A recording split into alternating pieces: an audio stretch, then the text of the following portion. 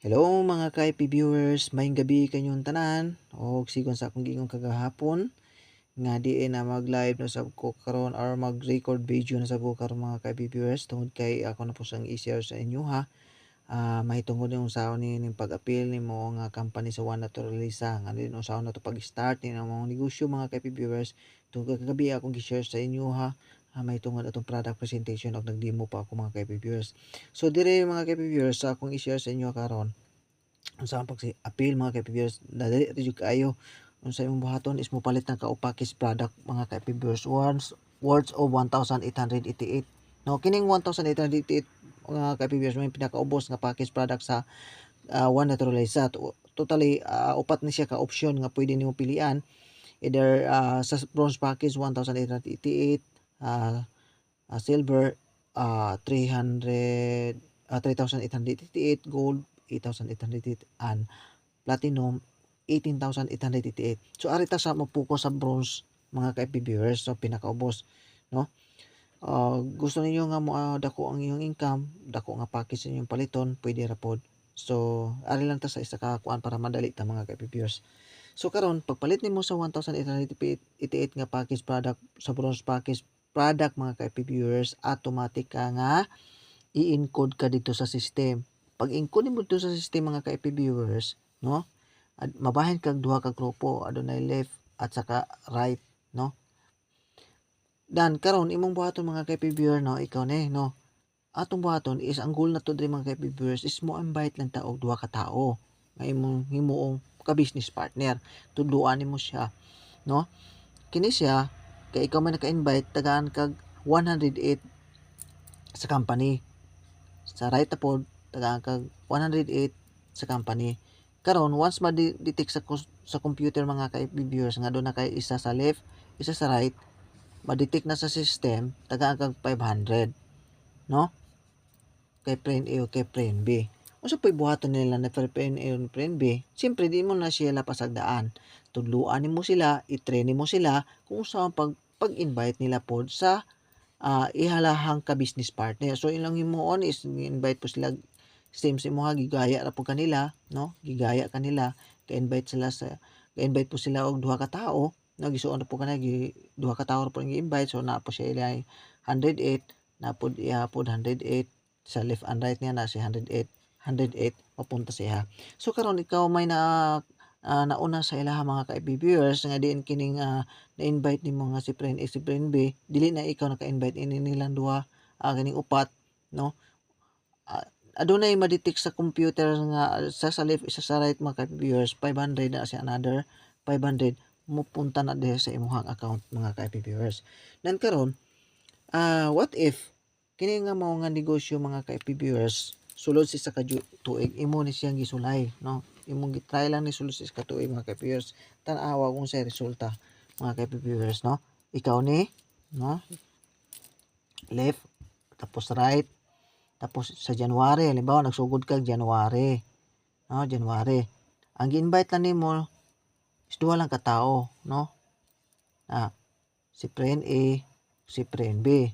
So aduna kay 108 plus 108 plus pairing nga 500 so total of 716. Yan karon mga ka-FB viewers versus na to ni siya sa empleyado, no? Empleyado pilay sweldo sa empleyado 15k. Okay, 15k.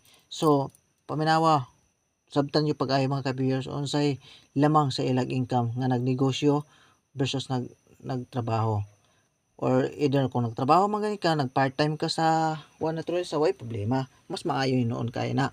So pagka ining January start ka 716 gikansyawan ka sa imong kapwa empleyado tungod kay imong income is 716 samantala siya 15k way problema padayon lang ta. So pagka February mga ka-FB viewers no kining si friend A natudloan nimo nga mo invite siya duha so nakakuha siya duha si friend B nakakuha po siya duha play income nimo 1,000 si empleyado 15k stable lang yang income ay mo 1,000 ay kabala ka padayon lang ta, no? Padayon lang ta. So pagka January, February, March na March na. Ang duha naka-invite nagtagura. So upat pila na income nimo? 2,000. 2,000 si empleyado 15k stable ang income. Pagka February, March, April, April ang upat ng invite tagtagura, so nahimo ng 8. So ang imong income na is 4,000. 4,000.